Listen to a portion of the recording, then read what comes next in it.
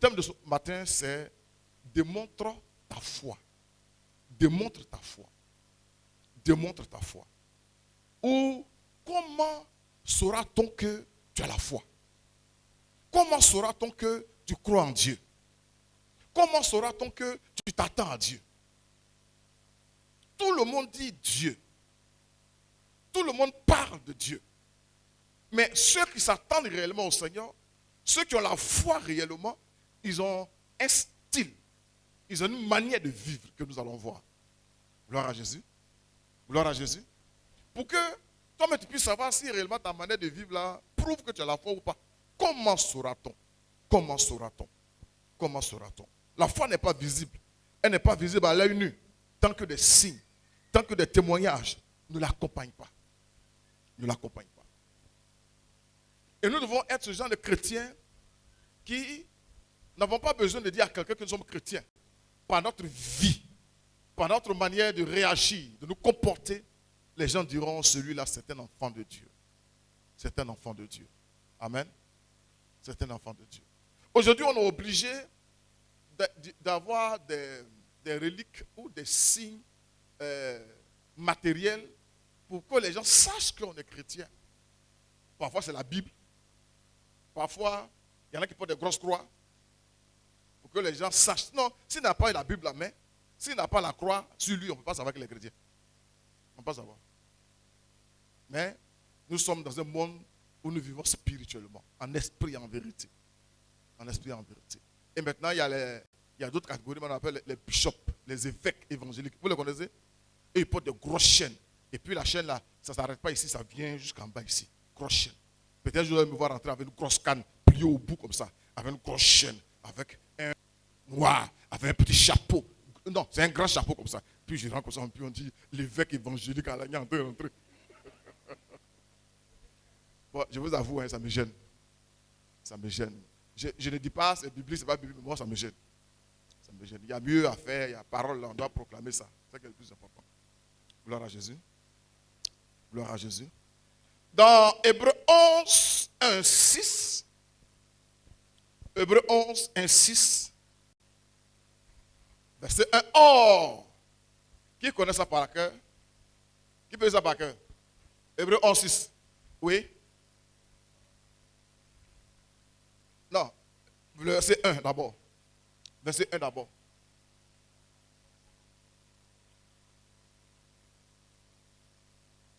Amen.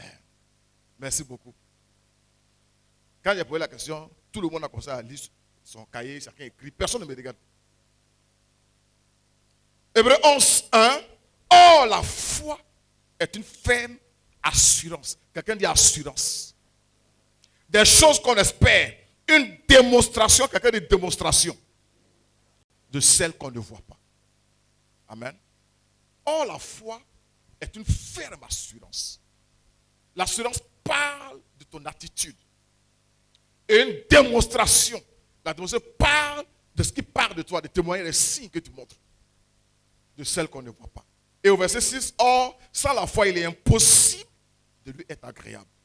Car il faut que celui qui s'approche de Dieu croit que Dieu existe et qu'il est le rémunérateur de ceux qui le cherchent. Finalement, notre affaire entre Dieu et nous, là, la croix de transmission, le seul lien possible, c'est par la foi. C'est par quoi? Tes œuvres n'ont rien à voir dedans. C'est par la foi. Pour être sauvé, c'est par la foi. Pour recevoir quelque chose de Dieu, c'est par la foi. Pour être agréable à Dieu, c'est par la foi. Tout se passe par la foi. Et la Bible dit que la foi, c'est quoi? C'est une ferme assurance. Une assurance. Et la Bible dit que c'est une démonstration. Une démonstration. Je ne vais pas m'étaler sur la définition de la foi, mais mon thème ce matin, c'est démontre ta foi. Démontre ta foi. Et comme je l'ai dit, comment saura-t-on que tu as la foi? Comment saura-t-on que tu as la foi? Amen. Donc, notre relation avec Dieu est basée uniquement sur la foi. Sur la foi. C'est par la foi que nous devenons enfants de Dieu. Toi et moi, on n'a rien payé. Toi et moi, on n'a rien fait de juste ou de bon. C'est simplement par la foi. En croyant que Jésus-Christ est mort, ressuscité, il a été enlevé, qu'il est fils de Dieu et qu'il est mort pour nos péchés. En croyant simplement par la foi. Je n'étais pas là quand il mourait. Quand il a été ressuscité, je n'étais pas là aussi. On m'a transmis cette nouvelle à travers la parole de Dieu. Et j'ai cru que c'est vrai. C'est par la foi. C'est par la foi. On ne m'a rien donné de concret pour toucher, pour dire touche, touche. Tu es d'accord maintenant? Tu crois maintenant? Non, on ne m'a rien donné comme ça. On m'a dit. Et puis, ma foi m'a dit accepte ce qu'ils disent. Ce qu'ils disent là, c'est vrai. Et moi, j'ai dit c'est vrai. Et puis, je suis sauvé. Et je suis enfant de Dieu. Et je suis enfant de Dieu. Amen.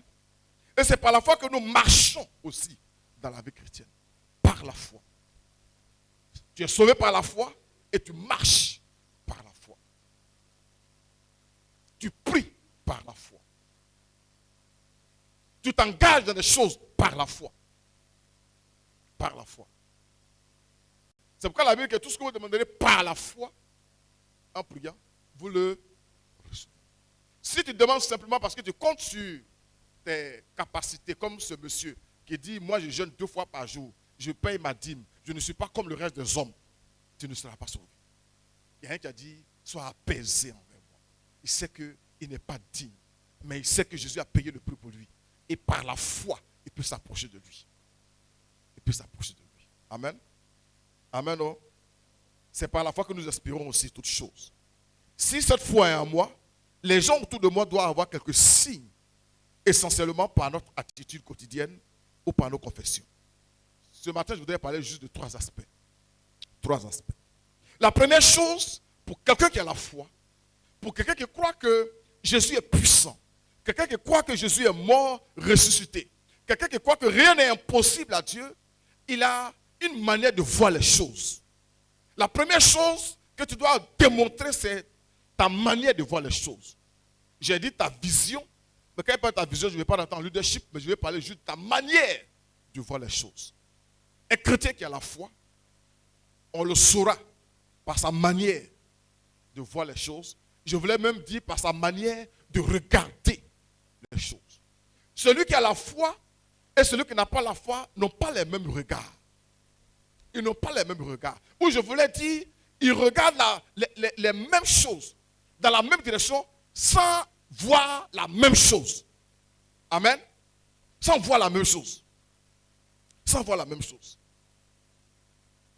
Dans Nombre 13, 31 à 33, vous vous rappelez l'histoire, on a envoyé des espions pour aller explorer un pays, le pays des géants.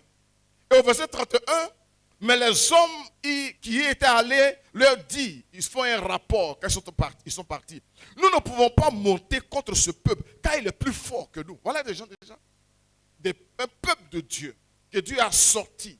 Il a ouvert la mer. Ils sont passés. Ils ont vu le pain descendre dans le ciel. Ils ont vu des animaux venir dans le désert. Il n'y a pas d'arbre, il n'y a rien. Mais des animaux arrivent puis ils mangent. Ceux-là, ils disent que nous sommes allés, nous ne pouvons pas monter contre ce peuple, car il est plus fort que nous.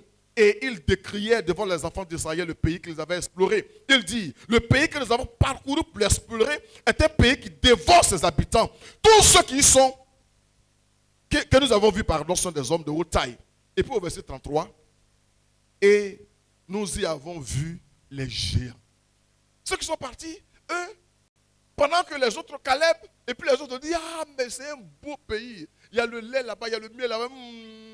Eux, ils disent, quand on est parti là, on a vu des géants. Les deux vont dans le même environnement. Les deux vont dans la même zone. Mais chacun vient voir, dit ce qu'il a vu. Alléluia. Alléluia. Et nous avons vu les géants, enfants d'Anak, de la race des géants. Et puis écoutez bien ce qu'ils disent. Ils disent, nous étions à nos yeux. Ce n'est pas les gens qui les voient petits, hein. C'est eux-mêmes là. Leur manière de se voir. Parce qu'ils n'ont pas la foi. Parce qu'ils ne sont pas connectés. Parce qu'ils ne croient pas à la puissance de Dieu. Parce qu'ils ont oublié déjà les miracles que Dieu a opérés. Ils disent, nous étions à nos yeux. Et puis, pour se justifier un peu, et à leurs yeux, comme des sauterelles. Quelqu'un peut te voir comme sauterelle, Mais toi, tu ne peux pas te voir comme sauterelle. Quelqu'un peut te voir comme quelqu'un qui n'a aucune valeur. Mais toi-même, tu ne peux pas te voir comme quelqu'un qui n'a aucune valeur. Amen. Les gens peuvent te mépriser, mais toi, tu ne peux pas te mépriser. Tu peux pouvoir dire à quelqu'un qui te maîtrise, je sais en qui j'ai cru. Je sais où je vais. Eux, ils viennent de la part de l'Éternel. Et puis ils disent, nous étions à nos yeux. À nos yeux. C'est-à-dire nous-mêmes, là, quand on se regarde là même, on est comme sauterelles. Nous étions à nos yeux et à leurs yeux. Laissez les gens avoir des yeux pour vous. Mais quand quelqu'un a la foi, quand quelqu'un veut démontrer sa foi, sa manière de se regarder est différente. Sa manière de se considérer change. Parce que je ne me vois pas à mes propres yeux, je me vois avec les yeux de l'Éternel. Mais quand l'Éternel me regarde, il dit, je suis une créature si merveilleuse. Quand l'Éternel me regarde, il dit, ah, j'ai fait cet homme-là. On dit qu'il était content, il était heureux. Oui, parce qu'il avait fait un bon travail. C'est toi que Dieu a créé pour couronner et il a dit qu'il a fait un bon travail. Comment tu peux te regarder comme quelqu'un qui n'a aucune valeur? Les gens peuvent te mépriser, les gens peuvent te rabaisser. Tu n'as pas le droit, toi, de te mépriser. Quelqu'un qui a la foi, il a une bonne estimation. Je ne dis pas une haute estimation, mais je dis une bonne estimation. Parce que nous ne sommes pas n'importe qui. Un être humain, il a de la valeur. Tu peux ne pas avoir de bonnes chaussures, tu peux ne pas avoir de beaux habits, mais tu as de la valeur. Parce que le souffle de vie qui est en toi, qui est dans l'âme du milliardaire, ce même souffle de vie, peut-être pur, est en toi. Parce que tu as le souffle de Dieu. À cause de cela, à cause que tu es connecté à Dieu, tu dois pouvoir avoir une bonne vision de toi-même. Il y a des gens qui meurent précipitamment. Il y a des gens qui tombent malades. Pas parce que les gens ont une mauvaise image d'eux. Parce qu'eux-mêmes, ils ont une mauvaise image d'eux-mêmes. D'eux-mêmes. Quand tu commences à avoir une mauvaise image de toi-même, tu commences à avoir les palpitations. Tu commences à avoir des crises cardiaques. Tu commences à avoir des ulcères. Parce que tu penses mal de toi-même. Je ne veux pas être mon propre malheur. Je ne veux pas être ma propre source de malheur. Je me vois comme quelqu'un qui a accepté Jésus-Christ, qui a de la valeur de Dieu, et je me vois comme un enfant de Dieu. Point. Alléluia. Le regard que quelqu'un peut avoir sur moi, ce n'est pas ça qui m'inquiète. Ce n'est pas ça qui me préoccupe. C'est quel est le regard que moi-même j'ai de moi-même. Dis à ton voisin, prends-toi au sérieux. Prends-toi au sérieux. Je ne parle pas du prix de ton portable. Je ne parle pas de la chaussure que tu portes qui coûte. Ce n'est pas de ça que je parle. Je parle de quelqu'un qui est enfant de Dieu. Point. Quelqu'un qui est enfant de... Est-ce que tu es enfant de Dieu? Si tu es enfant de Dieu, tu as de la valeur. Si tu es enfant de Dieu, tu as de la valeur. La Bible dit qu'à cause de toi, Dieu donne des gens en rançon. Ça veut dire qu'à cause de toi seul, Dieu tue des gens à cause de toi. À cause de toi. À cause de toi seul, quand tu montes dans un car, des anges sont délégués pour escorter le car. Tu ne sais pas ça. À cause de toi seul, il y a des gens qui campent autour de toi, partout où tu vas. Les sorciers voient cela et ils t'arrêtent de danger. Tu ne sais pas le combat qui se mène, mais tu as de la valeur. Ce n'est pas des choses visibles. Ce n'est pas des choses que l'on peut voir. C'est des choses que nous, on doit savoir en tant que chrétiens. Et moi, je le sais. Je le sais. Je ne suis pas impressionné par qui que ce soit. Je ne suis pas impressionné par les diplômes de quelqu'un. Je ne suis pas impressionné par le salon de quelqu'un. Je ne suis pas impressionné par la voiture de quelqu'un. Je suis impressionné par Jésus-Christ. Et partout où je rentre, comme je sais que je suis enfant de Dieu, je suis à l'aise. Je suis à l'aise. Je suis à l'aise. Les années en arrière, un chef d'État m'avait reçu. Puis il parle. Puis il s'est rendu compte que le petit là, je le regarde dans les yeux et puis je lui dis les bains à la Bible. Je ne suis pas impressionné. Tu peux me recevoir dans un palais. Je ne suis pas impressionné. Je ne suis pas impressionné. J'ai Jésus à moi. Il est plus que le palais. Alléluia. Alléluia. C'est pourquoi, quand tu sais cela, ta manière de voir les choses doit changer. Ta manière de voir les choses doit changer. Dis à ton voisin, ça doit changer. Dans Marc 5, le verset 38 à 42, on dit 38 à 42, Marc 5, 38, 42. Ils arrivaient à la maison du chef de la synagogue, où Jésus vit une foule bruyante et des gens qui pleuraient et poussaient des grands cris. Il entra et leur dit, pourquoi faites-vous du bruit? L'enfant n'est pas morte, mais elle dort. Jésus arrive, les gens pleurent, ça roule. Et puis il dit, mais il y a quoi? Pourquoi vous pleurez? Et puis il dit, l'enfant là, il n'est pas mort. C'est une dame, une fille, l'enfant n'est pas morte. Elle dort. Et puis on dit, et elle se moquait de lui. Ça veut dire que dans les malheurs où sont pleurer là, ils ont eu le temps de suivre les lampes pour se moquer un peu. On dit, mais lui, il a entendu que ça ne va pas trop chez lui. Quelqu'un qui est mort là, il ne respire plus là. Lui, il dort. Eux, ils avaient vu un cadavre. Mais Jésus, à cause de sa connexion avec le Père, lui, il regarde. Eux, ils voient cadavre. Lui, il voit quelqu'un qui dort. Alléluia. La situation de ta vie ne dit pas à quelqu'un où ça arrive, c'est trop grave. On dit non, c'est juste une question de temps. C'est une question de temps. On ne le dit pas pour nous fortifier. On ne le dit pas. On le dit parce que c'est vrai. Dieu est puissant. Même à la dernière seconde, quand Lazare est mort, il est venu, même étant en train de se décomposer, Dieu peut recoller les morceaux. Il y en a qui sont dans des situations de mariage, des situations, non, là où c'est arrivé, c'est trop grave. Qu'est-ce qui est trop grave? C'est grave pour les païens ou bien c'est trop grave pour toi? Ta manière de regarder les choses doit changer. Mon mari n'est pas gâté, il dort. Il dort. Je n'ai pas perdu mon travail, je me repose un peu. Alléluia. Jésus regarde, il dit, il dort, puis les gens disent, regardez-moi celui-là, il est fou. Alléluia. Ils sont moqués de lui. Alors, ayant fait sortir tout le monde, il prit avec lui le père et la mère et l'enfant et ceux qui l'avaient accompagné, il entra. Il l'a saisi par la main et lui dit, Talita Koumi. Talita, ça veut dire jeune fille. Koumi, ça veut dire lève-toi. Tu peux dire ce soir, ou bien ce matin, même à tes positions financières. Koumi, ça veut dire lève-toi. Alléluia. Mariage, Koumi, ça veut dire lève-toi. Alléluia. Oui, oui, parfois il faut prendre des mots bibliques comme ça pour parler à ta situation. Talita Koumi, ce que signifie jeune fille, lève-toi. Je te le dis. Aussitôt, la jeune fille se leva et se mit à marcher quand elle avait 12 ans. Et il fut dans un grand étonnement. Les gens qui ont une manière de voir les choses là, ce qui leur arrive toujours, c'est l'étonnement. L'étonnement. Ils seraient toujours étonnés. Mais toi, tu ne dois pas être étonné. Tu ne dois pas être étonné. Parce que toi, ta vision, c'est un enfant de Dieu. Ta vision, tu vois ce que les autres ne voient pas. La même chose que vous regardez, et ils voient un cadavre. Mais toi, tu vois quelqu'un qui dort.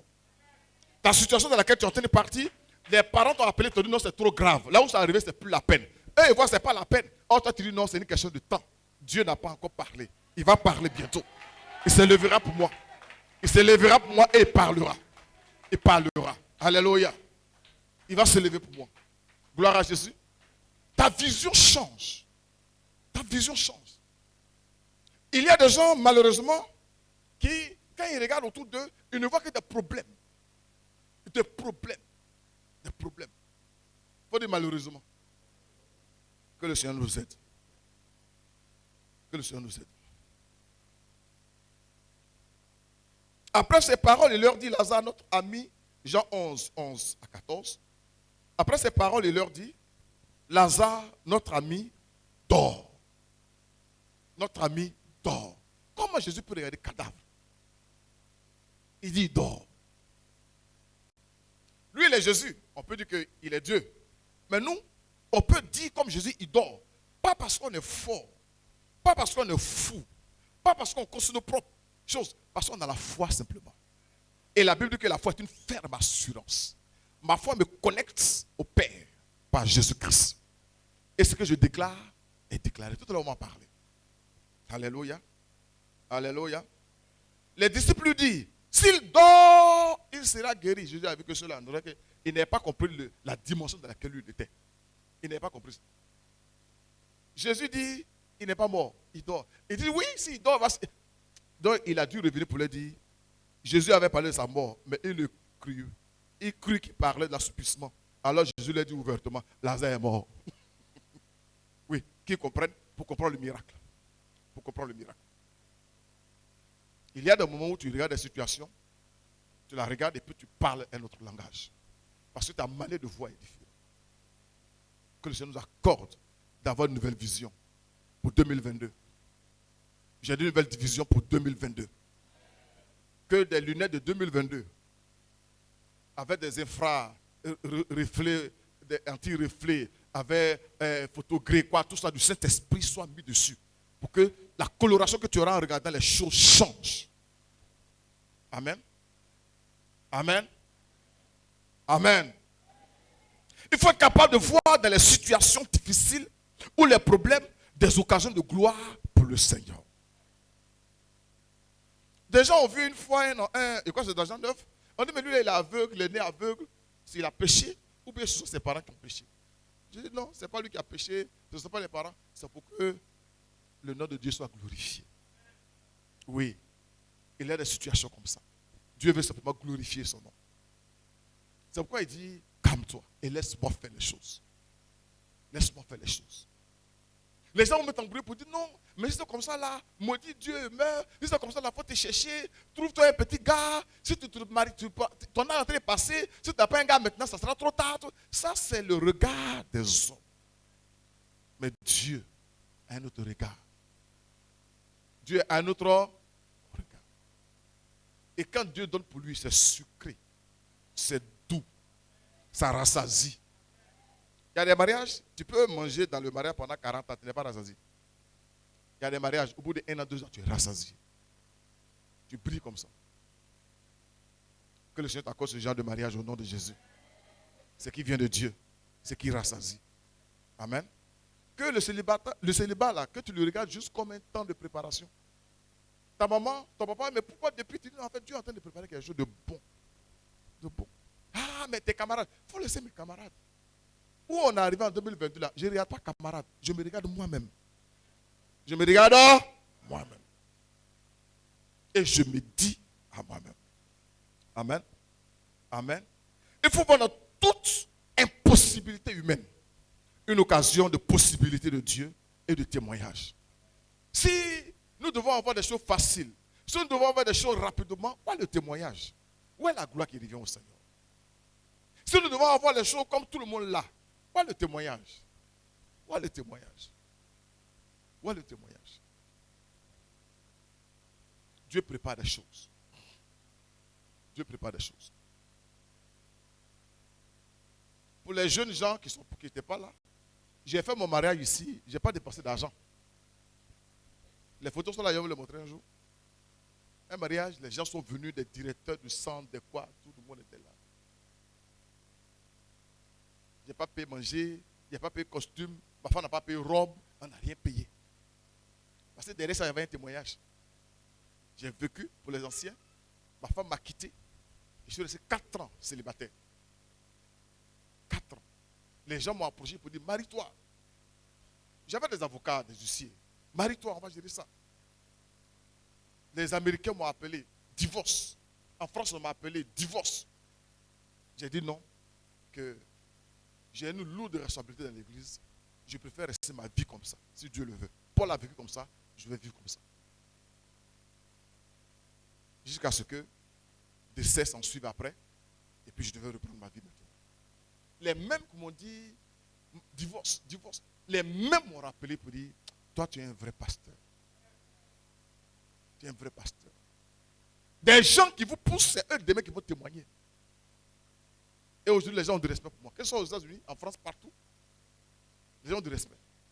Mais pour qu'il y ait un respect, il y a un témoignage derrière. Il y a un temps vide quelque part derrière. Il y a un temps vide quelque part. Et je me rappelle pendant le temps où j'étais seul, je suis allé au Ghana, je suis allé en Afrique du Sud, je suis allé aux États-Unis. Mais ce n'est pas femme qui manquait. Hein. Aux États-Unis, il y avait 4, il y avait chinoises, 2 américaines, il y avait sierra-léonaises. Les femmes, là, il y en avait beaucoup comme ça. Mais quand Dieu prépare un témoignage, dans la difficulté, Dieu te soutient. Dieu te garde. Quand tu apprends à compter sur lui. Quand tu apprends à compter sur lui.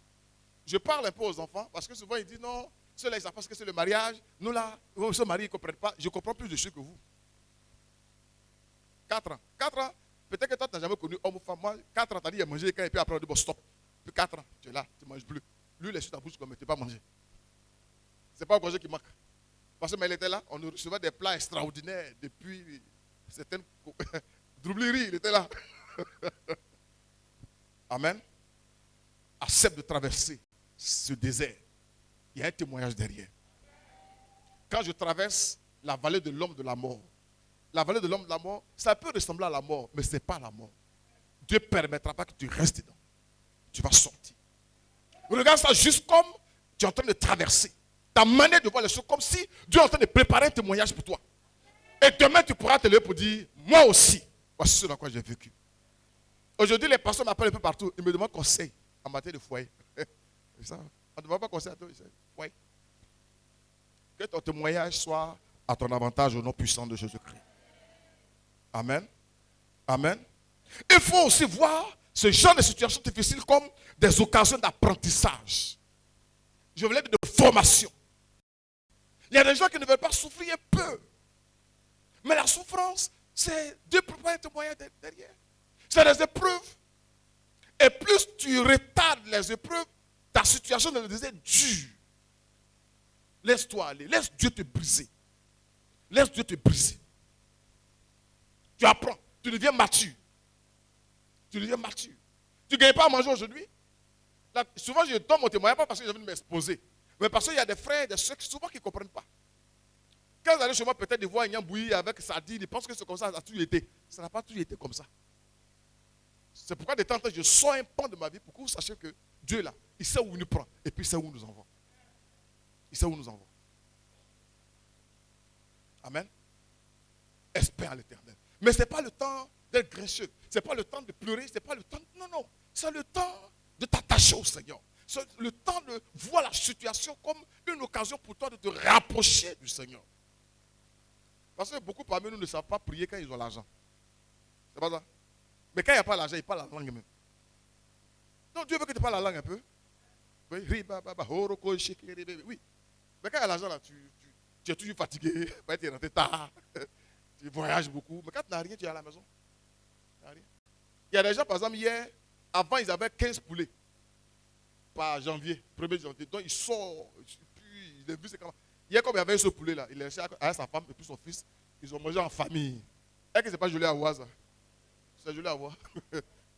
C'est joli à voir. Amen. Il faut éviter d'être avec ce genre de pessimisme. Il y a des gens, quand ils regardent une situation, sur le mauvais côté, ils voient. Le bon côté, ils ne voient jamais. Dans chaque situation, il y a un bon côté. On les appelle les pessimistes. Tu mets l'eau à moitié, tu dis, mais quel est l'état de la bouteille? Il dit, c'est à moitié vide. Lui, il ne voit pas moitié remplie là, c'est moitié vide là, il voit. Jérémie dit, oui, quand je pense à telle chose, ça ne va pas. Quand il pense à telle chose, il dit, bon, je prends la décision, voici ce que je veux maintenant repasser dans mon esprit. Il y a un choix à faire. Dans la situation, il y a un choix à faire. Tu regardes quoi? Tu regardes quoi? Dans le foyer, c'est la même situation. Ton mari, il a tous les défauts. Ta femme, elle a tous les défauts. Mais comme je le dis souvent, il n'y a aucun être humain sur la terre qui soit mauvais à 100%. Ça n'existe pas. C'est parce que toi et moi, on n'a pas appris à regarder le bon côté des gens que souvent, on est souvent découragé. Il faut regarder dans la vie de ton mari, là, dans la vie de ta femme. Là. Il y a des bons côtés dedans. Que le Seigneur t'ouvre les yeux au nom de Jésus. Que le Seigneur t'ouvre les yeux au nom de Jésus. Amen. Amen. Amen. Que le Seigneur t'aide. Donc, premièrement, la vision. Il faut que le Seigneur change ma vision. Change ma manière de voir les choses. En cette année. Au nom de Jésus. Amen. La deuxième chose, c'est ta confession. Comment on va reconnaître que tu as la foi? Comment on va reconnaître que tu as l'assurance, la faible assurance? Comment on va reconnaître que tu es en train de démontrer la foi? Par ta confession. Ta confession. Il y a ta manière de voir, il y a ta manière de parler. Ta manière de quoi? De parler. Et ta manière de parler doit changer en 2022. Il y en a qui se maudissent. Et ce n'est pas pourquoi même je me retrouve dans cette maison-là. Je suis en train de souffrir ici. Ça là, je vais mourir ici un jour. Il faut parler, tu vas mourir. Et puis si tu meurs là, si tu es l'homme là, ta go là, elle va prendre nos gars. Si tu es la femme là, ton gars, elle va prendre notre go. Il faut parler comme ça. Et c'est pas ce qu'elle fait ici là même. C'est qu'elle fait ici là même. Ça là même, c'est pas ce que je suis venu faire ici. Il faut parler seulement. Tu es en train d'emmagasiner la malédiction dans ta maison. Tu ne seras jamais heureux tant que tu parles comme ça. Amen. Ta bouche. Ta bouche. Même à EPV ici là. Si tu n'es pas content d'être à EPV, tu ne vas jamais verser des miracles. Ceux qui sont bénis dans cette église, c'est ceux qui sont contents d'être là. C'est quelle église ça? Tu n'auras rien. Tu n'auras rien. Les gens ont leur concours, les gens travaillent, les gens sont augmentés ici, les gens sont nommés. Toi, tu ne sais pas. Il faut murmurer seulement. Il faut murmurer seulement. La Bible dit dans Proverbe 18, verset 20-21, C'est du fruit de sa bouche que l'homme rassasie son corps. C'est du fruit de sa bouche que l'homme rassasie son corps. C'est du produit de ses lèvres qu'il se rassasie. Tu seras rassasié par ce que tu déclares. Et puis au verset 21, la mort et la vie sont au pouvoir de la langue. Quiconque l'aime en mangera le fruit. On dit c'est du fruit de ta bouche que tu te rassasies. Et puis on te précise en bas pour dire que dans ta langue là, il y a la mort et puis il y a quoi? La vie. Maintenant, toi tu es rassasié de quoi? Tu es rassasié de la mort ou bien tu es rassasié de la vie? Tout dépend de ce que tu déclares chaque jour. Chaque jour. Chaque jour. Le Seigneur m'a demandé une année d'arrêter de dire je suis fatigué. Parce que j'avais remarqué, je suis fatigué, je suis fatigué. Effectivement, j'étais fatigué. Effectivement. Ce que tu déclares, c'est un pouvoir que tu as. C'est la vie ou c'est la mort. Et quand tu déclares, on dit que tu vas manger le fruit de ce que tu déclares. Souvent, les gens disent non, lui, il a parlé, il m'a maudit. Non. La plus grande malédiction que tu peux recevoir, c'est de toi-même. De toi-même. La mort et la vie sont au pouvoir de la langue. Quiconque l'aime en mangera les fruits. Je suis malade. Ça ne va pas. Moi-même là, je ne sais pas, est-ce que je vais vivre encore? Moi-même là, ça là même, je ne sais pas. Et que demain même, je pourrai aller à l'église, il y a tout mon mal là. Ceux-là, ils ne sont pas là ce matin, ils sont couchés là-bas. Ils déclarent. Nous là, quelles que soient les douleurs que tu as là-bas, tu ne peux pas imaginer que tu es resté à la maison. Tu ne peux pas imaginer ça. Tu ne peux pas imaginer ça. Qu'est-ce que tu confesses de toi-même? Qu'est-ce que tu dis de toi-même? Il y a des gens, même quand tu les félicites. Mon frère Rodrigue. Qui est Rodrigue ici? Ah, c'est toi. Voilà, il a changé. Mon frère Digbe, qui est Digbe ici? Mon frère Digbe, ton paquet est joli, hein? On lui dit, ah oui, vraiment, merci, c'est la grâce de Dieu. Non, ça là, ça c'est quoi? Ça c'est quoi? Quelqu'un te dit c'est joli. Ta propre bouche dit c'est pas joli. Et ça y est à toi. Ça y est à toi. C'est une fausse humilité. C'est une fausse humilité. N'accepte pas que ta parole te condamne toi-même. N'accepte pas que que ta bouche soit une occasion, une source de mort pour toi. Proclame la vie sur toi. Nous sommes en 2022. Hein. Ça s'en va. Hein? 2030 est à côté. Nous là, on est venu accompagner les gens. Il faut nous accompagner. Nous, on n'est pas venu accompagner. Hein? Nous, on avance. Nous, on avance. On a une vision, on a un projet. Et il pense que c'est une humilité. Nous, on est en bas de vous. Il faut être en bas. Moi, je vais t'écraser. Je vais t'écraser. Tu penses qu'il y a un jeu, il faut un peu dire, non, c'est nous, on est en bas. Je suis pas en bas de quelqu'un. On a côte à côte, chacun avance. Je suis pas en bas de quelqu'un. Mais c'est des déclarations qu'on te pousse à faire pour toi-même te mettre dans des situations. Amen. Amen.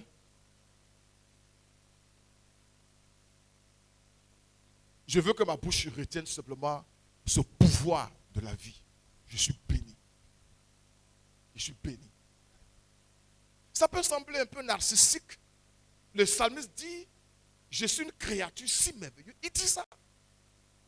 Même si mon nez est tordu, toi tu ne me vois pas comme beau. Il dit, je suis une créature si merveilleuse. Et il met ça en rapport avec l'Éternel, pas avec les hommes. Pas avec les hommes. Aucun homme n'est vilain sur la terre. C'est ta manière de le regarder qui le rend vilain. Vous avez des gens souvent qui disent, mais lui là même, elle a vu quoi sur lui? Il y a des choses que toi tu ne vois pas, elle par la foi elle voit. Oui. Personne n'est laid. Tout dépend de ce que tu regardes. Et quand tu es avec quelqu'un, tu t'habitues, tu commences à voir maintenant son éclat. Son éclat. Dieu le rend vilain devant toi pour que tu ne le convoites pas. Parce qu'on te connaît. On te connaît. Oui. Si tout le monde doit apprécier ma femme, il y a un problème. C'est pas ça. Il y aura trop de mouches. Que Dieu nous aide. Que Dieu nous aide. Dans 2 Rois 4, verset 23, vous vous rappelez l'histoire, on a fait la proclamation.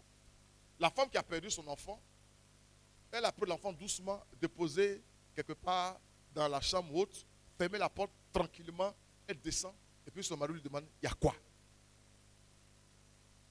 Si c'était peut-être à Nyawa, on n'a pas besoin de demander. Quelqu'un qui a eu enfant dans sa vieillesse, on ne va pas savoir. Le mari va courir parce qu'il va entendre les cris là-bas. Là. Wow, wow, wow, wow. On fait tous les cris là. Wow, oh. Et puis on arrive, on sait que l'enfant est mort. Non, elle passe tellement calmement que le monsieur lui attend. Tu vas où? C'est pourquoi? Et puis, elle déclare.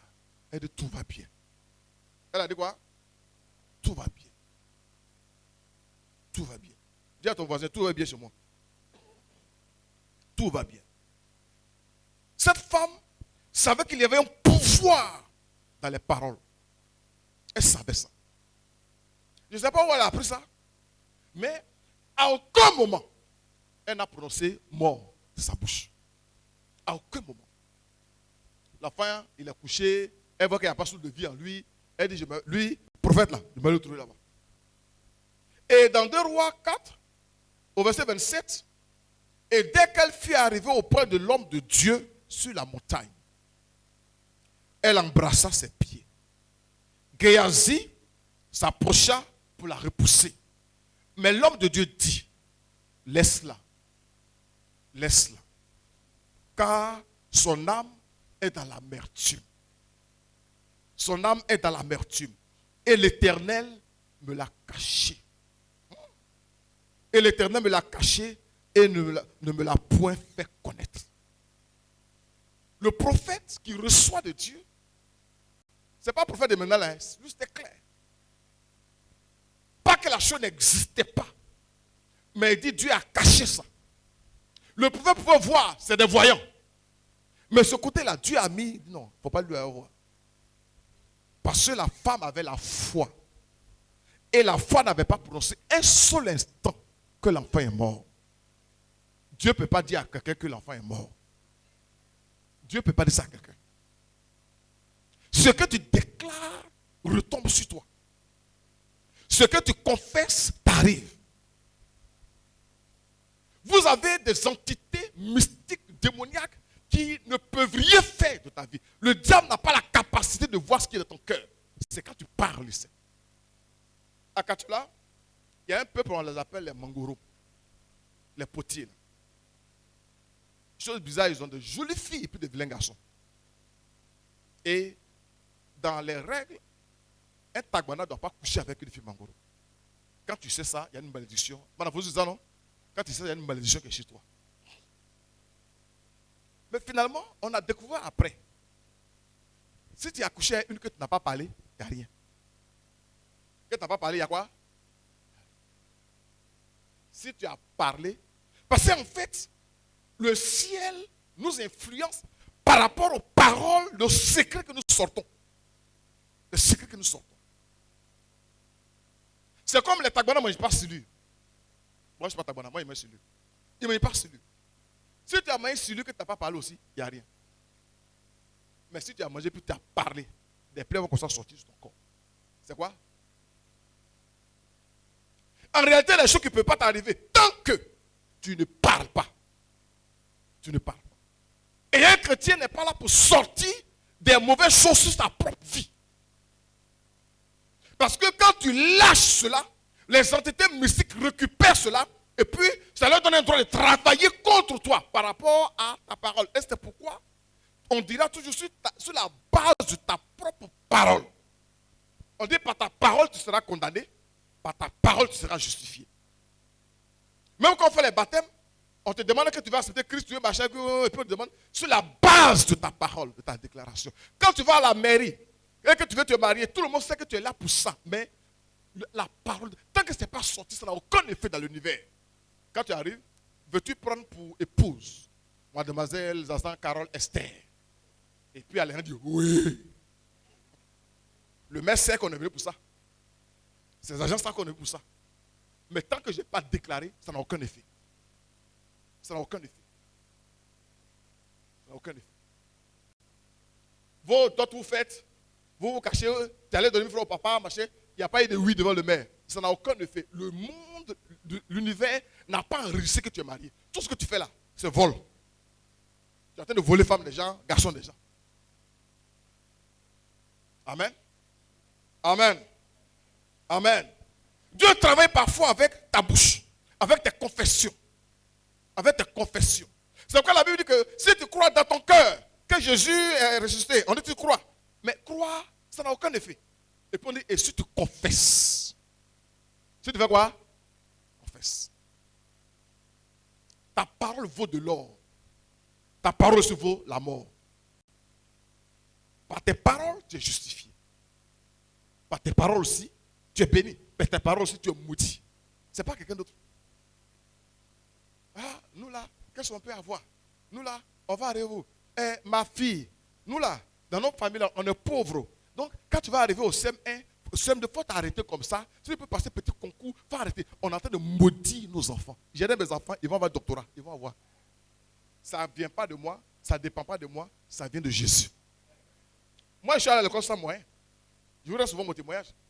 J'ai fait 2 heures. Pas mes propres forces, il y avait quoi? Mais quand Dieu a un projet pour toi et que tu es d'accord avec ce projet et que tu le confesses, ça se réalise dans ta vie. 2 jours là, quand il dort, il me voit. Tu dis c'était moi hier, il a dit que ma chambre sera comme mon salon. Je peux dire à la maison, je n'ai rien dans le compte, mais il y a ma maison. Je confesse. Je confesse. Ah, je parle, il y a ma maison. Il y a ma maison.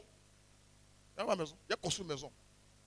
Quand je parle, pour ceux qui sont dans la foi, savent que je parle par la foi. Ma foi me donne l'autorisation, le pouvoir de dire cela. Mais ceux qui sont dans le monde, vont dire lui-même, il n'a rien. Il n'a rien. Il compte sur quoi? Et ils peuvent dire ça. Mais mon frère, à qui je dis, c'est sur quoi je compte. Sur qui je compte, pardon. Sur Jésus. Quand quelqu'un a la foi, il a de belles confessions. Il a de belles quoi? Confessions. Ce n'est pas de l'orgueil. C'est savoir qui tu es. Savoir en qui tu as cru. Savoir que tu es capable de tout faire dans ta vie. Et puis de le proclamer. Il faut le proclamer. Il faut le proclamer. Il y a à la maison. À la maison. Amen. Qu'est-ce que tu confesses sur ta vie? Jésus a dit, la fille dort. Il a dit, Lazare dort. Toi, tu dis quoi? Toi-même, tu dis quoi? Tu dis quoi sur ta vie? Je vous rends toujours le témoignage de ce pasteur qui priait ses enfants, prions, demande l'argent à Jésus. Et puis il priait, et puis un petit qui dit, Jésus, donne-nous 100 millions à papa. Et puis le papa a arrêté la prière. C'est lui-même qui nous rend le témoignage. Hein. Il dit, comme mon enfant a commencé à prier, mais tais-toi. Tu as gâté la prière. Quand un papa qui est pasteur dit à son fils, pour 100 millions, vous voyez, pour lui 100 millions c'est trop. Moi je pense à milliards. 100 millions c'est trop. L'enfant dit 100 millions, tu dis, tais-toi, tu as gâté la prière. J'en parle parce que la dernière fois, il fait exprès de demander à des gens qui a touché 1 million. Parce qu'il y a des gens, leur mentalité est bloquée. Quand ils prient, ils demandent, quand un coup, le Seigneur te fait passer dans son esprit 10 millions, puis il se réveille. Prière est gâtée. Seigneur, vraiment, il y a besoin de 25 millions, il fait un petit commerce. Ça te ressemble. Ça te ressemble. Amen. Et j'ai fait un message ici sur la vision, une vision pour ta vie. Je disais que les plus grandes visions que Dieu va te donner pour ta vie, là, c'est dans les moments où tu n'as rien. Où il y a galère, là. Parfois, tu n'as pas mangé, tu as mis l'eau dans le croûte, tu as mangé un peu, tu veux te coucher. Et puis Dieu dit, il ferait de toi une grande nation. Puis tu ouvres un œil pour voir. Dieu n'est pas limité par ton environnement. Dieu n'est pas limité par ton quotidien. Dieu a son projet, Dieu a son plan. Son plan se réalise. Il veut simplement que toi, tu sois d'accord. La seule manière de montrer que tu es d'accord, c'est de le confesser. C'est d'en parler. Avant que je ne sois chrétien, nous on a commencé à aller à l'église depuis 78, mais un peu, et puis. Mais j'ai vu des gens, il te dit, lui il va aller en Europe. Lui, je vais partir, il est parti. Et puis, à force de parler, un jour tu apprends qu'il est parti. Pourquoi? Parce qu'il a fait quoi?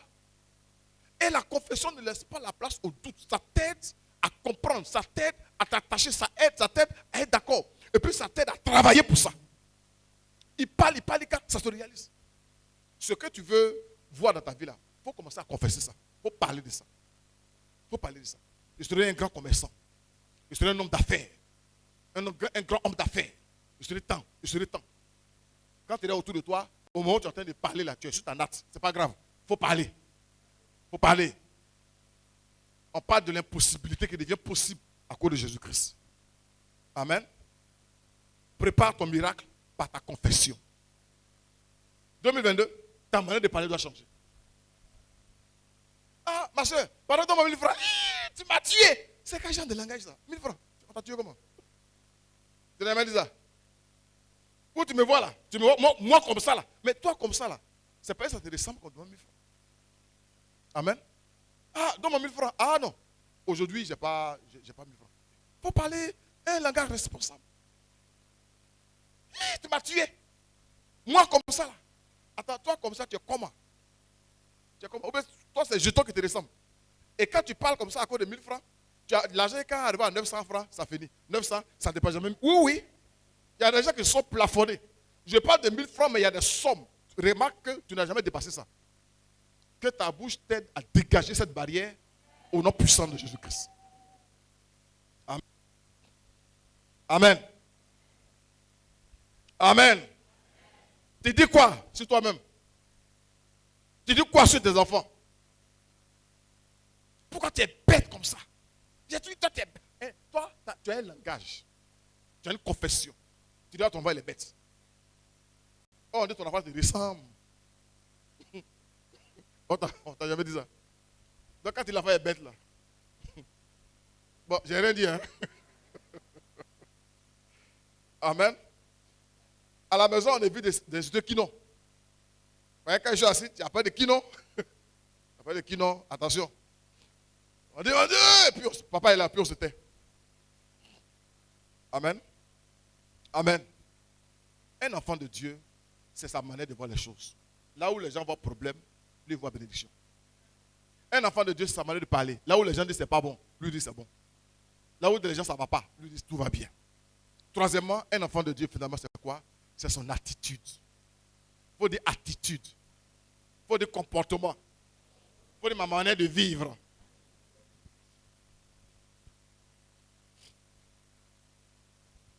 Selon le conférencier, vous chercherez dans Internet, Ziglar, ça dépend en anglais. Il dit que c'est davantage notre attitude, plus que nos aptitudes, qui déterminent notre altitude. Je le dis simplement. Il dit que c'est ton attitude qui détermine ton altitude. Ça veut dire quoi? C'est ta manière de te comporter qui définit la hauteur, ta dignité. Ta dignité. Si tu veux que les gens te mettent en haut, c'est ta manière de te comporter. D'accord? Ta manière de te comporter. Vous avez des gens qui n'ont pas l'argent. Mais ils sont tellement classe dans leur comportement. Ils sont tellement bien comportés que quand ils arrivent quelque part, on les met en haut. On n'a pas remarqué ça? Il arrive dans un mariage. On dit, ah monsieur, vous avez venu pour le mariage. On le met à la place VIP. Or, c'est le cousin de madame, c'est un chômeur, il ne travaille pas, personne ne le respecte. Mais comme il est venu, c'est tellement bien comporté que... Après, la dame qui est mariée l'appelle, mais pourquoi lui l'a mis là-bas? Mais c'est le tonton là. Quel tonton ça? Il faut le faire descendre là-bas. Ça, c'est ok. Tu veux qu'on te respecte? Tu veux qu'on te considère? C'est ton attitude. C'est ton attitude. Et je voudrais qu'en 2022, nous puissions, comme des chrétiens qui honorons le Seigneur avec notre attitude, notre comportement. Le comportement de la foi. Il y a une manière de vivre. Une manière de vivre. Il y a des gens, quand ils arrivent dans des mariages, il est assis, il se respecte quoi? Bon, on dit partage ici. Bon. Quand on vient, monsieur, vous voulez manger quoi? Bon, ce que vous avez. Mais il arrive, il est chaud. On dit quoi ici là? Depuis là? Hein? On est assis là, on a chaud comme ça, et puis il y a quoi ici? Hein? On n'a pas quoi manger. Hein? Et puis des enfants, va voir là-bas. C'est qu'elle a fait ça. Elle aussi, comme qui s'assemble, se ressemble. Qui se ressemble, s'assemble. Madame, c'est là, et puis elle attache son paille. Puis elle a c'est quoi? On n'a pas mangé ici là, depuis on est là. C'est ce qu'on noir. Et il y a des gens comme ça, pour un petit placali, petit riz gras avec poulet dessus là, ils gâtent leur nom. Après, on fait le point de il y avait un couple là vraiment, ils sont fâchés, ils n'ont pas mangé, ils sont partis. On leur demande pardon quand ils n'ont pas accepté. On dit c'est qui? On dit c'est habillé, le monsieur a porté veste rouge, un pantalon vert. Madame avait porté chemise jaune avec pantalon bleu. Ah, ceux-là, ils sont comme ça. Un couple de palabres alimentaires.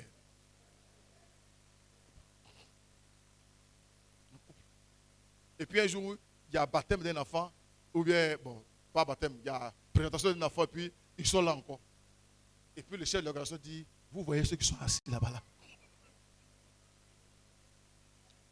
Quel respect. On doit pouvoir être dit. Je ne parle pas d'avoir de l'argent. Je ne parle pas d'avoir des habits chers. Je parle de comportement. Je parle d'attitude. Amen. Amen. Alors, dans notre contexte ici, comment je vais savoir que tu as la foi? C'est quand je sens l'assurance en toi. Amen. Et c'est pourquoi dans Philippiens 4, verset 4-7, je suis en train de terminer. Philippiens 4, 4-7, il dit, réjouissez-vous toujours dans le Seigneur. Donc la première attitude que toi et moi on doit avoir, c'est la réjouissance.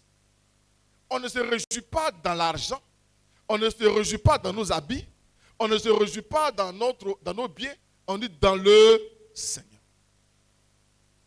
Donc, quelqu'un qui a la foi, quand tu le vois, il n'est pas fâché. Il est toujours souriant.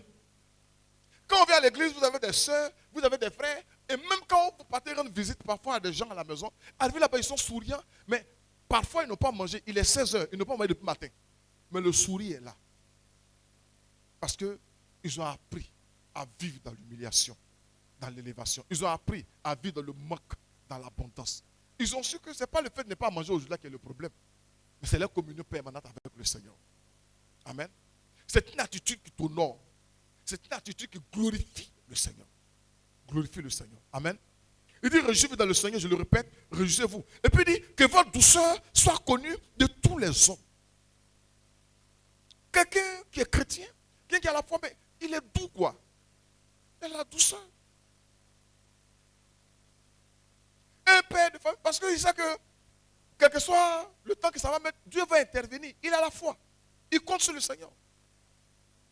Donc il est assis là, il est souriant. Quand son enfant vient le voir pour dire, ah papa, on veut nous goûter, et puis il sourit, non, papa n'a pas l'argent aujourd'hui. Et puis l'enfant est choqué, parce que papa n'a pas l'argent, mais il est dit en souriant. En souriant. C'est pas comme nous en notre temps, quand le père est comme ça, et puis tu dis quoi? Quand au moment tu dis, papa. Amen. Amen. Nous on sait où on va. On sait que Dieu va faire. Donc, ce n'est pas les situations difficiles, circonstancielles là, qui vont nous amener à changer de comportement, à changer de caractère. Amen. Il y a des gens parmi nous, non, ce n'est pas parmi nous, c'est vers peut-être 4 heures là-bas. À partir du 22, 23, il ne faut pas t'approcher d'eux. Ok, il y en a ici. Moi, je sais que ce n'est pas ici. 22, 23. Où il est assis, puis il est en train de regarder le ballon. En fait, il ne voit même pas le ballon qui roule là. Sa tête là est loin. Il n'y a pas l'argent. Il n'y a pas l'argent. Que votre douceur soit connue de tous les hommes. Comment on saura de ton quartier que toi tu es chrétien? Par la douceur qui te dégage. La douceur qui te dégage. Quelles que soient les circonstances, quels que soient les problèmes, au travail, la pression peut être sur toi. Mais tu continues de dégager la douceur. À la maison, la douceur. Au travail, la douceur. À l'église, partout où tu es. Que votre douceur soit connue. On n'a pas de chrétiens seulement, hein. On dit de tous les hommes. Dans ton quartier. Quelle est l'image que les gens retiennent de toi? Est-ce que c'est quelqu'un qui est doux ou bien un palabreux? Un palabreux. Un palabreux. On dit, tu connais le frère. C'est quoi, monsieur? Monsieur Zigzag. Il y a des gens, ils sont devenus chrétiens, mais leur nom d'avant n'a pas changé. Parce que le comportement n'a pas changé. Quand tu arrives, tu dis, ah, il cherche vraiment le frère Ronald. Ronald, Bill. Tu dis, mais Bill. Mais Bill, il est là. Alors, et puis quand tu as dit, Bill, le pasteur, puis Bill aussi, bon, il est gêné, mais c'est Bill. Ton comportement n'a pas changé. N'a pas changé.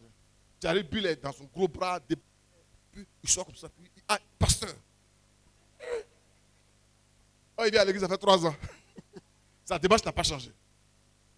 Amen. Que ta douceur soit connue. Quand quelqu'un a la foi, il démontre ça. Il demande que ce ne sont pas les situations autour là qui vont mélanger sa douceur, son tempérament. Il n'est pas inquiet. Une manière de montrer à quelqu'un que tu n'es pas inquiet, c'est ton calme. Et la Bible dit que la foi est une ferme assurance. Quand quelqu'un est dans l'assurance, il ne panique pas. Quand quelqu'un est rassuré, il ne se plaint pas. Quand quelqu'un est rassuré, il ne murmure pas. Quand quelqu'un est rassuré, il ne fait pas palabre. Il ne fait pas palabre. Jésus a dit à moi la vengeance, à moi la rétribution. Quand quelqu'un fait palabre, pour parler comme les Africains, tu le laisses avec Dieu.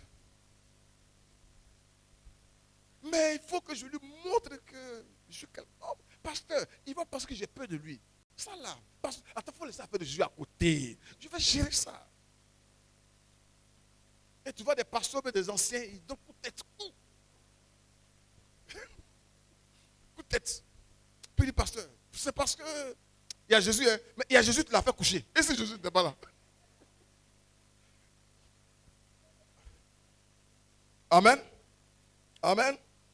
Au verset 6, il dit, ne vous inquiétez de rien. Ne vous inquiétez de rien. Mais en toute chose, faites qu'on ait vos besoins à Dieu par des prières et des supplications avec des actions de grâce. Ça veut dire que il y a des situations, je ne panique pas. Il y a des problèmes. Toi et moi, nous traversons des situations difficiles parfois. Toi et moi, actuellement, on a des défis à relever. Mais on ne sent pas ça. Matin, j'ai vu les gens en train de louer, être contents. Bon, j'ai un blocus là, le dos là. Ça fait qu'aujourd'hui, je n'ai pas glissé. Non, je sentais un peu les pas qu'il devait faire. Tu sais que tu t'assois, tu sais danser. J'ai calculé les pas, mais bon, je suis pas allé. Pas parce que les gens, mais les gens dansent par la foi. Parce qu'on sait que le problème là, c'est petit. C'est petit. Donc, on danse et puis on marche dessus et puis on sort à la maison. Oui, oui, ça à la maison. C'est ça la foi. C'est ça la foi. C'est ça la foi. Il ne faut pas avoir cette foi là où, quand tu rentres net, tout le monde sait que tu as manière de marcher. De toute façon, tu t'es habillé même là, mais déjà, tout le monde sait que toi, tu as un problème. Non. On n'a rien à prouver à un homme. L'homme ne peut rien faire pour nous, on n'a rien à lui montrer. Celui qui nous écoute là, ce n'est pas les habits, il regarde, c'est le cœur, il regarde. Amen. Tu te parfumes, tu viens, bien habillé. On est arrivé là-bas, tu mets gratin qui est resté là, tu mets un peu d'eau, ça va monter, tu mets sauce, tu manges. Qui va dans le ventre de quelqu'un matin là? Qui va dans le ventre de quelqu'un? Amen. Ne vous inquiétez de rien. C'est une démonstration d'un enfant de foi. Le calme, l'assurance, le fait de ne pas s'inquiéter. Amen. Et Dieu, la paix qui surpasse toute intelligence gardera vos cœurs. Quand tu apprends à être calme, à compter sur le Seigneur, à avoir de l'assurance, quand tu apprends ça, tes pensées là, il n'y a pas de suicide, il n'y a pas de découragement, il n'y a pas de convoitise, il n'y a pas de jalousie. Tu es gardé en Jésus-Christ. Mais quand tu murmures, tout en train de te plaindre, tu passes ton temps à regarder à gauche, à droite. Le voisin a payé congélateur pour sa femme. Lui au moins il aime sa femme. La femme là, le monsieur là, la femme là lui donne toujours l'argent. Lui au moins il a une femme. Roger, quand tu apprends à compter sur le Seigneur, tu regardes au Seigneur. Jésus là, il y a des pensées qui ne viennent pas dans ton esprit. Tu es focalisé sur lui. Amen. Amen. Donc cette foi-là produit la douceur, elle produit la sérénité, l'assurance. Et vos pensées en Jésus, tout esprit de découragement, de suicide s'éloigne de vous. Ainsi, nous vivons loin des murmures. Qui murmure ici? Non, il n'y en a plus. 2022. Loin des plaintes. Il y en a qui se plaignent. Pourquoi? À la maison, pourquoi? Quand ils vont marcher, mais dis donc, quand ils voyagent, mais les routes là, quand ils arrivent à l'église, mais c'est quoi ça? Ils se plaignent. Donc ça fait que ces yeux là, c'est plus droit comme c'est monté. Oui, oui. Il ne faut pas être ton voisin. Je ne parle pas de lui. Il se plaint. Et quelqu'un qui se plaint toujours n'est pas beau. n'est pas beau. Ce qui rend quelqu'un radieux, c'est le sourire. Et puis le calme, le repos. Le repos. Il se plaint. Que l'esprit de plainte reste en 2021 au nom de Jésus. Les convoitises. L'autre a ça. Moi, il n'est pas ça. L'autre a ça. Oui, oui. Quand tu as quelqu'un qui a la foi, ce que l'autre a, il s'en réjouit. Ce que sa soeur a, il bénit le Seigneur pour ça. Mais lui, il ne convoite pas. Il compte sur le Seigneur pour avoir pour lui. Il compte sur le Seigneur pour avoir pour lui. Amen. Ce n'est pas ce genre de prière, Seigneur. Nous, on est là depuis là. Moi, je ne comprends pas Dieu. On est là, ça fait 8 ans, ça fait 20 ans, on est là, on n'est pas mariés. Hein? On est là, on n'a pas eu de travail. Hein? Lui, il est arrivé hier, là, mon ami. Tu vas faire, pour toi, ça va durer encore. Or, il ne faut pas que ça dure.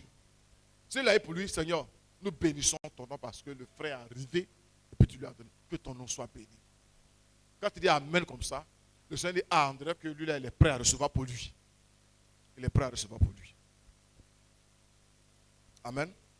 On apprend à vivre dans le comportement, dans le contentement. C'est quoi on a? On bénit le Seigneur pour ça. Et puis on apprend à vivre dans la persévérance. Parce qu'on sait que d'un moment à l'autre, Dieu va intervenir. Dieu va intervenir. Dieu va intervenir. Je termine avec ces versets, car c'est une prophétie dont le temps est déjà fixé. Elle met avec son thème. Elle ne mentira pas. Si elle tarde, attends-la. Car elle s'accomplira certainement. Certainement. Elle s'accomplira certainement. Quand je sais que ça va s'accomplir certainement, pourquoi je panique? La seule chose, c'est quoi? C'est de garder, d'être rassuré, c'est de louer Dieu, simplement. Et puis j'attends. Amen. Amen. Somme verset 13, 14. Oh, si je n'étais pas sûr de voir la bonté de l'Éternel sur la terre des vivants. Tout à l'heure, quand je parlais le message, je suis tombé sur j'étais en train de le mettre sur le passage et puis le Seigneur m'a dit quelque chose de plus bon. Le Seigneur dit que même nous les êtres humains, jusqu'à 40, 50, 60, 70, 80, on continue d'espérer en l'Éternel. Il y a des gens, je suis allé, quand j'ai fait un certificat d'évangélisation et puis d'alphabétisation, mais dans ma classe, il y avait des gens qui avaient 78 ans. C'est en Afrique ici, le pied dans lequel on nous a mis, c'est retraite. Quand quelqu'un a 55 ans, 65 ans, on dit les retraités. Et lui, quand on lui a dit au travail qu'il est retraité, lui, il croit vraiment qu'il est retraité. Et dans sa mentalité, il est retraité. Et puis il vient à la maison. Retraité, retraité. 2 jours après, il commence à dire, je suis vieux, je suis vieux, je suis vieux. 65 ans, 5 ans après, il est mort. Oui, je vous dis des choses sérieuses. 5 ans après, il est mort. Les gens qui vont à la retraite, la majorité, ils n'atteignent pas 10 ans. Maintenant, celui que le gouvernement ou bien on dit les retraités, lui, retraité là, ça ne rentre pas dans sa tête. Il dit non, on me donne l'occasion de faire autre activité. Celui-là, il vit longtemps. L'ancien est retraité depuis plus de 25 ans. L'ancien qui ment. Il était instituteur, 20 ans. Et on allait dans des pays extérieurs, aux États-Unis notamment, vous voyez les gens vieux, ils marchent à peine. Mais ils travaillent. Ils travaillent. Ils vendent des tickets. On était là à l'aquarium, ils vendent des tickets. Ils ne s'asseyent pas. Ils ne s'asseyent pas. C'est pas comme chez nous, sous le vieux là. Il est cucu, il est assis là, matin, ah, qui a allumé la télévision là-bas là? Éteins! Qui a fait son léger là? Ramasse-moi! Mais tu n'as pas duré. Tu n'as pas duré. Amen. Refuse de retraite là. Moi j'ai dit à Dieu, je vais prêcher la parole jusqu'à ma mort. Oui, oui. Tant que je vais prêcher. Quand je ne pourrai pas voyager, je vais enseigner. Je vais enseigner. Retraite. Non, il est retraité. Retraité. Ah, retraité, je suis retraité. Retraité, retraité, retraité, retraité. Ah, vieux. Je suis vieux, vieux, vieux, vieux. 5 ans après, tu vas imaginer. Ah, c'est quoi? Hier, il a dormi quand je me suis levé, il est bloqué. Mais ça, c'est bloqué. Tu ne travailles pas. Tu ne travailles pas. Tu ne travailles pas. Si je n'étais pas sûr de voir la bonté de l'Éternel sur la terre des vivants, espère en l'Éternel, fortifie-toi et que ton cœur s'affermisse, espère en l'Éternel. Quand une personne se comporte de la sorte, on donne envie d'être suivi dans notre foi. Quand notre manière de voir, notre manière de parler, notre manière de nous comporter, quand c'est différent et qu'on voit qu'on est sûr de ce qu'on est en train de faire, il y a des gens qui ont envie de te demander un jour, ton église là, c'est où? Oui, oui. Que quelqu'un te demande un jour, ton église là, c'est où? Mais ta voisine, ah, voisine, non, mon sel. Ah, voilà ça, vraiment, non, on souffre. C'est là même, voisin qui n'est pas marmite. Ah, non, on souffre, on est venu accompagner les gens. Ta voisine qui n'est pas chrétienne, toi, tu es venu l'accompagner. Et puis, elle me dit, ah, vraiment, on a un programme, on a une église là-bas. Est-ce que tu peux venir? Ah, bon, je dois aller au funérailles, je n'ai pas le temps prochainement. Toi, tu te plains, tu murmures, tu boudes, tu fais parler avec tout le monde. C'est toi ensuite à l'église. Quelle église? Et puis, quand le pasteur Koulibaly dit, voilà son pasteur, il dit, pasteur, il souffre. Ça doit être un faux pasteur. De toute façon, ces fidèles ici sont bizarres. C'est que lui là, ce n'est pas un bon pasteur. Et on a des maris qui ont suivi leurs femmes pour venir à l'église ici. Pour venir entendre ce que le pasteur prêche. Parce que ce que les femmes montrent là-bas là. Non. C'est tout sauf Bible quoi. Oui, oui. Donc ils viennent, ils écoutent. Et puis souvent Dieu nous a inspiré, c'est des messages. Ok, ils sont, mais ton mari il prêche, ton pasteur il prêche bien. Toi tu as appris pour toi là où? Amen. Que Dieu nous bénisse. Est-ce qu'on peut acclamer le Seigneur?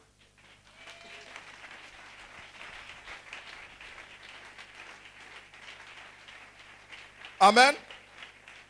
Comment saura-t-on que tu as la foi? Premièrement, il dit, quand ta manière de voir les choses change. Amen. Deuxièmement, il dit quoi? Ta confession, ta manière de parler. Arrête la mort, là. Parle vivant, parle vie. Pour 2022, là, à partir de maintenant, on parle vie. On se proclame la bénédiction sur nous-mêmes. Puis troisièmement, ton attitude, ton comportement. Il faut avoir un comportement digne. Comportement digne. Comportement digne. Tu peux aller quelque part, tu n'as même pas là. Mais ta manière de faire, c'est tellement classe. Ah, monsieur, s'il vous plaît, asseyez-vous ici. On dit à des gens, ils vont à l'hôtel de ville, bien sapé, propre, et puis ils font le mariage, et puis demandent à quelqu'un, la réception, c'est où? On dit non, c'est au cercle du rail. Ah, d'accord. Puis il allait bien sapé, il s'assoit. Oh, monsieur, asseyez-vous ici. Puis il mange. Le marié pense que c'est l'invité de la mariée. La mariée pense que c'est l'invité du marié. Il se travaille bien. Pendant le jour, il a la photo. On dit, mais attends, je voulais même te demander, lui là c'est qui? Je ne le connais pas. Oui, ça se fait ici. Mais quand il arrive, pourquoi on le prend au sérieux? Parce que à cause de son attitude. Je vais prêcher, je suis en train de parler un message sur le savoir-vivre. On va un dimanche parler de ça. Ta manière de faire, souvent, c'est... faut te faire respecter. Quand tu arrives dans un bureau, comment tu dois te comporter? Tu arrives chez quelqu'un à la maison, comment tu dois te comporter? Tu as des gens, ils viennent chez les gens et puis arrivent, ils s'assoient là, et puis ils arrêtent la télécommande aux enfants. Donne-moi la télécommande là ici. C'est pas chez toi. On ne fait pas ça. On ne fait pas ça. Bon, bref, pas de 5 jours. Pas de 5 jours. Pas de 5 jours. Que Dieu nous bénisse. Je vais dire, Seigneur Jésus, je vais entamer un niveau spirituel avec toi. Un autre niveau. Aide-moi, Seigneur, à manifester ma foi. Donne-moi, Seigneur, de voir les choses autrement. Donne-moi d'avoir autre confession. Et donne-moi d'avoir autre attitude que ce qui ne t'honore pas. Voici ma vie. Aide-moi, Seigneur. Je lève les regards vers toi. Je compte sur toi. Je sais que tu peux tout. C'est pourquoi je ne suis pas inquiet. C'est pourquoi, Seigneur, je vais démontrer cette assurance par ma manière de vivre tous les jours et partout où je serai. Que ton nom soit béni. Au nom de Jésus-Christ. Amen. On peut acclamer le Seigneur.